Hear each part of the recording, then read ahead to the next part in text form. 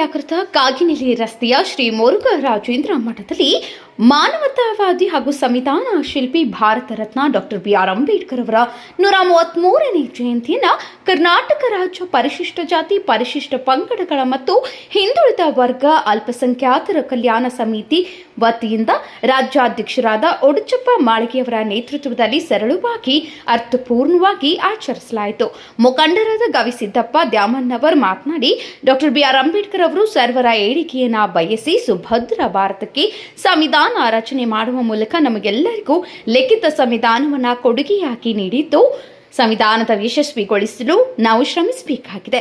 ಸರ್ವರಿಗೂ ಸಮಪಾಳು, ಸರ್ವರಿಗೂ ಸಮಪಾಲು ತತ್ವದಡಿ ಎಲ್ಲರ ಏಳಿಗೆಗಾಗಿ ತಮ್ಮ ಶ್ರಮ ವಹಿಸಿ ಸುಭದ್ರ ಭಾರತ ನಿರ್ಮಾಣಕ್ಕೆ ಅವರ ಕೊಡುಗೆ ಅಪಾರವಾಗಿದೆ ಎಂದು ಹೇಳಿದರು.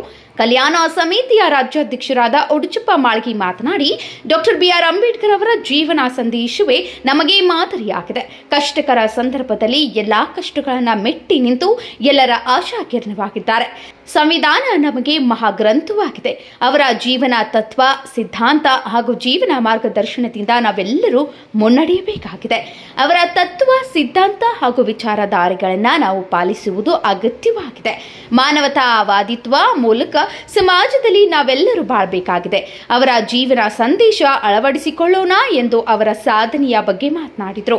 ಈ ಸಂದರ್ಭದಲ್ಲಿ ಜಿಲ್ಲಾಧ್ಯಕ್ಷರಾದ ಮಂಜಪ್ಪ ಮರೋಳ್, ಮುಖಂಡರಾದ ಬಸವರಾಜ ಹೇಡಿಗೊಂಡ, ಎಸ್.ಜಿ.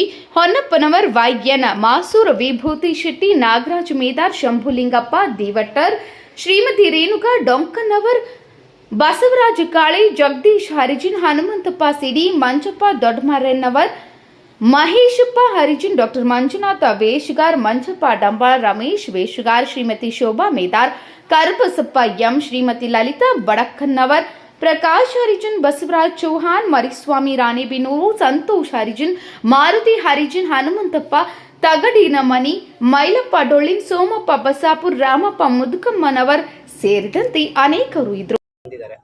ಅವರೆಲ್ಲರೂ ಮತ್ತೆ ಸಂಘಟನೆಗಳ ಸಹಕಾರದಿಂದ ಏನು ಪ್ರೋಗ್ರಾಮ್ ಪ್ರಿಪ್ರೇಷನ್ ಮಾಡಬೇಕಾಯಿತು ಎಲ್ಲ ಪ್ರಿಪ್ರೇಷನ್ ಮಾಡಿದ್ದೀವಿ. ಇವೆಲ್ಲದರ ನಡುವೆ ಕಮಿಷನರು ಜವಾಬ್ದಾರಿಯಿಂದ ಕೆಲಸ ಇಲ್ಲ, ಜಾಗಕ್ಕೂ ಬಂದಿಲ್ಲ. ಆದ್ದರಿಂದ ಅವ್ರನ್ನ ಆಗಲೇ ಸಸ್ಪೆನ್ಷನ್ ಮಾಡಿದ್ವಿ. ಸಸ್ಪೆಂಡ್ ಮಾಡಿಬಿಟ್ಟು ಸರ್ಕಾರಕ್ಕೆ ಮುಂದಿನ ಕ್ರಮಕ್ಕೆ ಪತ್ರ ಬರೆದಾಗಿದೆ. ತುಂಬ ಧನ್ಯವಾದ.